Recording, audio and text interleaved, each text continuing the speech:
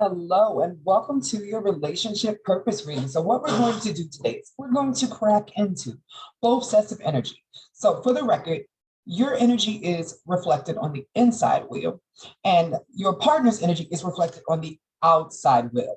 I'm going to also send you a copy of this chart just so you have a way to look back on it in your own time. So pretty much how this works is from the moment you're born, you have a frequency. You are a piece of static that has been densified into a person.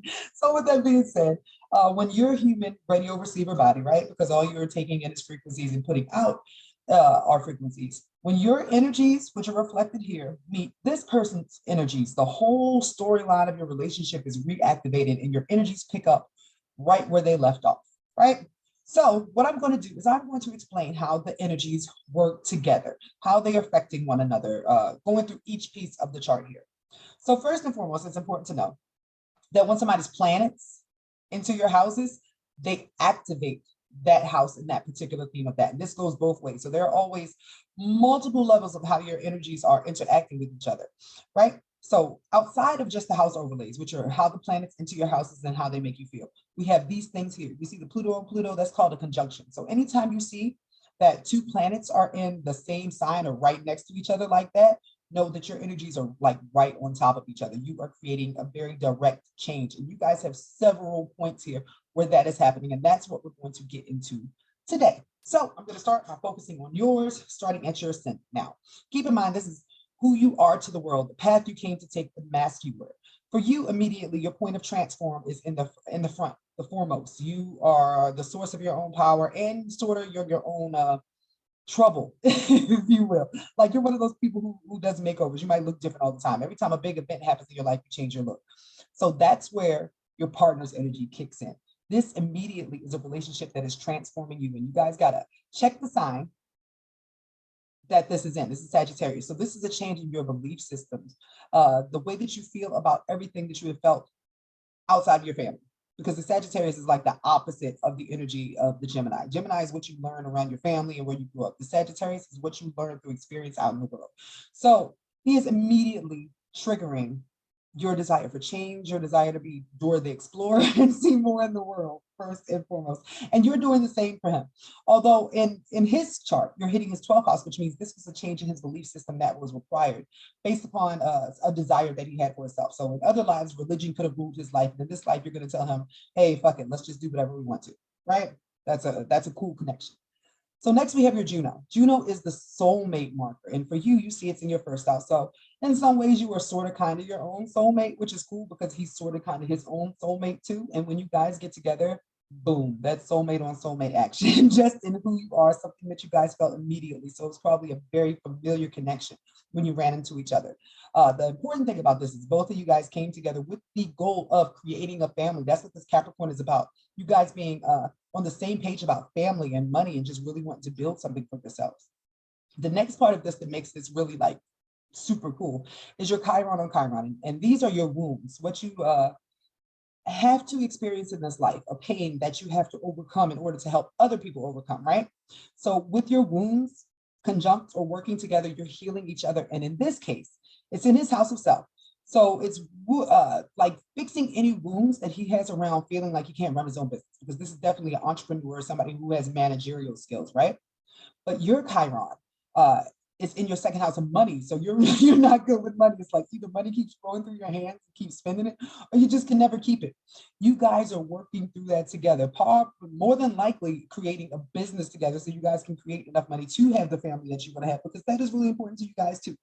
Now, your Neptune on Neptune, this is karma on karma. This is the energy that is dipped out from your 12th house. Like each planet pours out the energy of the house that is its ruler, right? So for you guys, after you figure out what your business is, it's possibly like travel agents or storytellers or spiritual gurus or whatever your business is going to be, because there's a lot of energy here saying that you're meant to be doing a business that's online or something that's for foreign lands or for foreigners, right? So when that's done, then that issue with your money will clear up. There's something about putting your business online or connecting with people in other nationalities or your soul tribe that will help fix the wound that you had on your money. That actually was meant to be healed by you guys working together in the very first place. Another sign of that, Uranus and Uranus. This means that when your lightning fast change, that quick hand of luck that comes through, which is connected to the Aquarius energy of the internet, it comes when you guys start talking. So the way that he thinks and the ideas, and I'm sorry, this is the planet ruled by Aquarius, although you guys have it in Pisces, which really makes me feel like y'all are doing something spiritual or something like really helping people with their beliefs, right? So he's sort of kind of triggering the way your mind works, all the ideas you have, right? Because your mind is in Aquarius. This means you think about other people, you think about the underdog, you think about technology, you think about the future.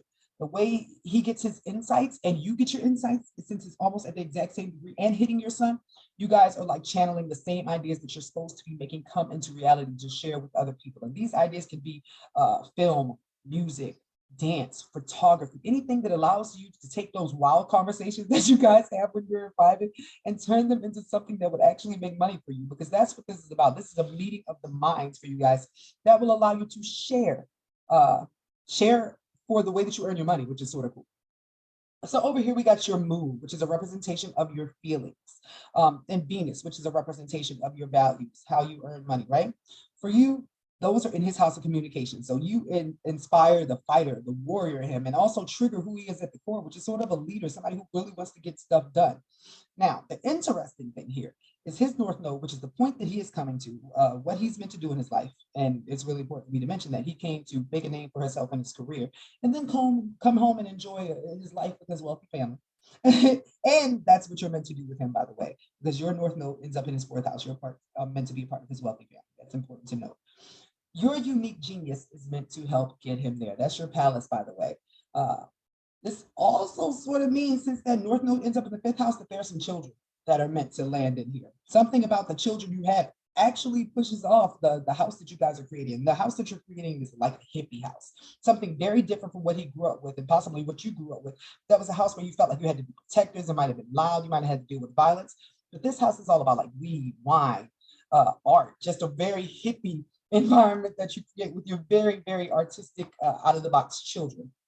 So a little tenser subject here is this Lilith. This is your dark feminine energy in his sixth house. This means that your words, because that's what Gemini is all about, the way that you use your words sometimes in your day-to-day life might push its buttons a little bit. Just be aware of that sometimes you have a way of using your words more like an enemy than a friend when you get really upset. You are slow to anger, but once you get there, that can be a doozy. Now, his Lilith is right against your Saturn. This means that there is something about the way that you restrict, and I'm trying to figure out the best way to say this, the way that your energy keeps him from manipulating. That's pretty much the best way I can say this. He has a sort of kink for people that are easily manipulated. You're really not that person, although the way that you want to be cared for, you want to be baby and such. But any sign that he has of seeing baby, something about him sort of kind of kicks in and he can't help but like take over. This is sort of the energy of a dude who might have dated like well-off or rich females at another time when he sort of gets off on their money or whatever the case be. Not that he can't earn his own, but that wound sometimes stops him from seeing his potential to earn his own money. So he might gather partners who sort of baby him in some ways. The buck stops with you with this energy here. You are changing that for him. And with that said, your contract, which is in your seventh house, which means that you're not meant to be married until after 28 or it'll come apart because there are certain things you want to do for your career first, right? Your Saturn is in his eighth house. This is a contract for marriage. Now, his Saturn, which is his contract, is a karmic event in your chart, something that is life-changing, merging of assets. So you're definitely becoming family. This is definitely about money. This is a very intense relationship. And I wonder if you're at the beginning of it. I can't wait to hear back. Because if so, you just got like a whole storyline in advance. Both of you have vertexes in the eighth house. And although there are no planets in your eighth house hitting his, which make it a contract, just having his vertex in there means there's an event that is meant to happen between you guys that changes the way that you approach the trauma that you felt in the past, your sex life, and sharing money, and finally feeling secure enough with somebody that you can merge your assets or share a bank account with this sort of energy here. There are a lot of patterns from his family in particular that make it difficult for you guys to feel comfortable blending into a relationship or sharing assets. But that's just a hump that you guys have to get over with communication. That's very heavy here. You guys always have to sort of be honest with each other. So the next area we want to look at is his unique genius, which is in Virgo. So he's natural organizer, somebody who's really good with assets and banking and all that stuff. So he'll be great at the back office stuff that you guys have to do with the business. Now here, I find interesting that you are sort of his spiritual guru. That's what Jupiter is in the chart. You have these beliefs and stuff that you already know, and yours align right up with his values. So whatever you're teaching or sharing about healing or other humans, plants, animals, just all the spirituality stuff, it could even be holistic health, and like a new way of eating and stuff. Whatever you're teaching him is actually what's giving him the ability to create the business that he's going to create in the future, right? Because that's what your Venus is, how you earn your values, how you earn your money, and you are expanding that from him with him through your research of whatever it is that you are learning. Now, this next area where his Jupiter is and his series, which is what he needs for healing, what he needs for caring. Yours is over here. You need to be babied. He needs to be in a partnership. That is where he receives his expansion, and it's what ignites his drive. But also, it's in your career house. This is another sign that you guys are creating a business of some sort together. That's really what lights up your career house, period. Just everything that expands his belief systems and helps him start to see a higher love. This is about learning about love outside of just yourself, giving up a part of yourself for somebody else. And not say that in a positive way, like his traits of finding women that had money so that he didn't have to worry about his insecurities about money. That thing is going to sort of wane away as he feels more secure in the partnership that allows him to be who he actually is. Because everything about him, you see the sun is in your 10th house too. This is a career where you guys are making money, or a life where you guys are making money together, which is wonderful. Who wouldn't want to work together every day unless you're over here cussing them out with that little energy. So with his Mercury in your 11th, this is somebody who's going to help you with your network, help you expand your network, help you blend with your soul tribe. Because you guys are sort of kind of, once you're together, you're doing things in tandem. This is definitely a dynamic duo. You guys are both with your South Node and Scorpio, which is important for me to mention because this year is a return for you guys. This means you get another opportunity to step into the path of lovers, of family, of stepping into that energy of having it together and making it work, away from the times that you guys tried this as I don't want to say shady people, but it looks like you were shady, possibly rich people who tried to do this and then lost everything at the end. So you're getting it back through not so scrupulous means. This leads us to that moon in 12th, which is literally the scrupulous means I was just talking about. With this moon in your 12th house, that makes this low-key karmic. You are finishing a pattern in your family, an emotional pattern, and maybe secrecy of power struggles, money issues, all that is out the window now because you guys got a clean slate to create the family that you wanted in this life that ends in a peaceful way with you keeping all your assets, as opposed to the other way where you lost them all. So what I'm going to take a quick mess my words all up. A quick peek at for you is the composite chart. And the composite chart pretty much, it's a natal chart for the relationship. This shows exactly what your energies create together. Like if there was a baby made on the day that you guys were born, this would be the composite chart. So the composite chart has a rising. And what is your rising? Sagittarius rising, which makes sense because y'all have so much of that energy. So this is once again the spiritual guru, the explorer, the people learning about life through experience. Y'all are explorers. That's what you're meant to be doing this life, expanding. All of your planets are appearing first. And keep in mind with this chart, this is a reflection of both of your energies together. This is a relationship about taking your experiences and making a business out of them. You are each other's like other half, if you will. After you guys do all that and make the business for yourself, then comes the babies.